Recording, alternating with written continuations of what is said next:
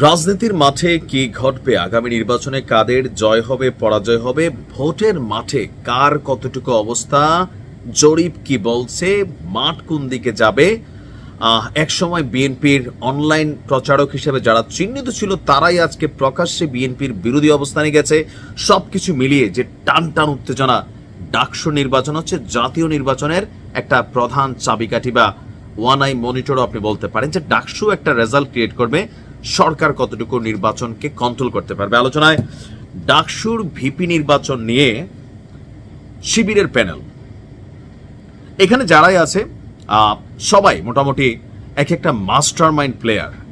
এদের মধ্যে সভাপতি যিনি আছেন সম্ভবত ভিপি প্রার্থী সাদিক কায়েম, তিনি ক্লিয়ার করেছেন যে ছাত্রলীগের একটা কমিটিতে বা বিভিন্ন জায়গায় তার যে ছবি টবি আছে এখানে তিনি ইচ্ছা করে যান নাই। ওই সময় ছাত্রলীগের সন্ত্রাসীরা তাকে জোর করে নিয়ে যাইতো। তো আমরাও জানি যে ওই সময়টাতে শিবির গুপ্তভাবে ছাত্রলীগের মধ্যে কিন্তু তাদের রাজনীতি চালিয়ে যাচ্ছিল। যাই হোক, এখন আমরা কোন জায়গা থেকে কথা বলতেছি, হঠাৎ করে সাংবাদিক ইলিয়াস তিনি ডাকসু নির্বাচনে ভিপি পদে শিবিরের প্রার্থী সাদিক কায়েমের জন্য ভোট চাইয়া বসছেন। তো ওনার কথায় কি ঢাকা ইউনিভার্সিটির ছাত্ররা ভোট দিবে? না দিলে একটা জনমত তৈরি হবে।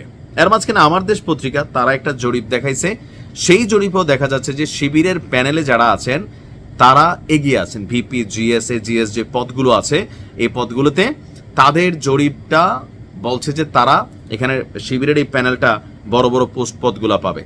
তো সেই হাওয়ার মধ্যেই আবার হাওয়া ঢুলছে আমার দেশ পত্রিকাকার মাহমুদুর রহমান ভাইয়ের।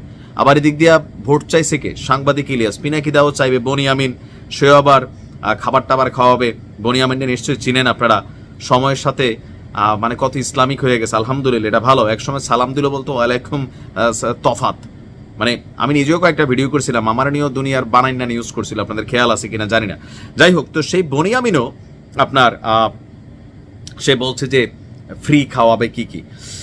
তো সাংবাদিক ইলিয়াস কেন তিনি আপনার এই অবস্থান নিলেন, তার একটা বক্তব্যের পরে সমালোচনা হচ্ছে ইলিয়াসকে নিয়ে প্রচুর, যে নিজেকে সরাসরি পাকিস্তানি দাবি করে ৭২-এ জন্ম হলো সে পাকিস্তানের পক্ষ নিতে, এরকম একটা পোস্ট দিয়ে কিন্তু মাঠ গরম করে ফেলছে।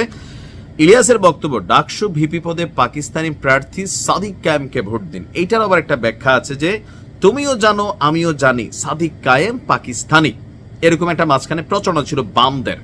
তো সেখান থেকে তিনি হয়তো এই লাইনটা কানেক্ট করছেন যে ডাকসুর ভিপি পদে পাকিস্তানি প্রার্থী সাদিক কায়েমকে ভোট দিন। আমি কয়েকদিন আগে একটা পোস্ট করেছিলাম, সেখানে বলেছিলাম সাদিক এবং আবিদ, মানে ছাত্রদলের যে আবিদ, দুজনেই আমার পছন্দের। কিন্তু গেল কয়েকদিন ধরে ছাত্রদলের বিভিন্ন নেতা যেভাবে শিবিরের প্রার্থীকে পাকিস্তানি রাজাকার বানানোর চেষ্টা করেছেন তা পক্ষান্তরে আওয়ামী লীগের বয়ান প্রতিষ্ঠার চেষ্টা। ১৯৭১ সালে ভারত পাকিস্তান যুদ্ধে পাকিস্তান দুই ভাগে বিভক্ত, যার পুরো ফল ভোগ করেছে আওয়ামী লীগ এবং ভারত কথিত স্বাধীনতার পর। সাংবাদিক ইলিয়াসের এই বক্তব্যগুলোর জন্য তিনি আজ হোক কাল হোক, আগে তো খাইয়ে আছেন, ভবিষ্যতে হয়তো খাবেন, রাষ্ট্রদ্রোহী মামলা হওয়ার মতন কিন্তু তার এই স্ট্যাটাসটা, যে তিনি বলছেন যে কথিত স্বাধীনতার পর পাকিস্তানি ট্যাগ দিয়ে ভারত প্রতিপক্ষকে ঘায়েল করে বারবার আওয়ামী লীগকে ক্ষমতায় বসিয়েছে, বিনিময়ে বাংলাদেশকে তারা লুটেপুটে খেয়েছে। বাংলাদেশের কোনো মানুষ চায় না এদেশ আবার পাকিস্তানের সঙ্গে এক হোক, সবাই বাংলাদেশি। এখন এদেশে পাকিস্তানি ট্যাবলেট বিক্রি করা যাবে না।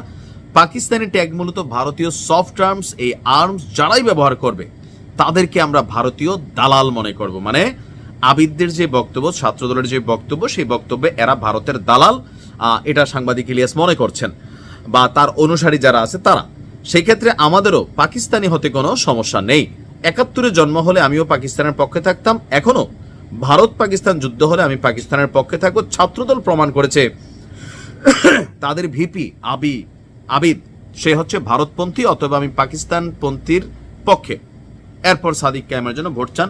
খুবই ভাইরাল, আজকে আলোচনায় এটা আছে, সব পত্রিকা লিড নিউজ হিসেবে এটা নিয়ে আসছে। ইভেন আমার দেশ পত্রিকা আবার লিড নিউজ করছে যে এখানে জরিপ বলছে যে শিবির সামনে জিতবে। এখন আমাদের যেটা বক্তব্য, আমরা ৫ই আগস্ট পরবর্তী যেই রাজনীতি দেখতে চাইছি এটা কিন্তু আসলে এখানে নাই। আপনি এনসিপি বলেন, গণ অধিকার পরিষদ বলেন, বিএনপি বলেন, জামাত ইসলাম বলেন, যারাই আছে দেখেন এখানে সার্বিকভাবে ম্যাক্সিমাম নিজেদের স্বার্থকে সিদ্ধ করার জন্য যার যেই ট্যাগটা খাওয়াইলে যারে দিয়ে কাজে হবে অনলাইনে কারে লাইনে আনলে কাজে হবে, অফলাইনে কারে ধরলে কাজে হবে, অথবা প্রত্যেকেই নিজেদের মিডিয়া সেলের মাধ্যমে, ফেসবুকে গুজবের মাধ্যমে, অথবা যে যেইভাবে জনগণকে বোকা বানানো যায় ওইভাবে বানাইয়া ডায়লগ মারা যায়, মারাইয়া ধরেন নিজেদের রাষ্ট্র ক্ষমতা, নিজেদের ক্ষমতাকে পাকাপোক্ত করার প্রয়াস ছাড়া আর অন্য কিছু এখানে আসলে লক্ষণীয় না। মন চায় পছন্দ না হলে তার গোষ্ঠী উদ্ধার করে দিব, গাইল্লাই দিব, খাট কাপাই দেবো, আবার মন চাইলে পাকিস্তানি রাজাকার ট্যাগ দিব, মন চাইলে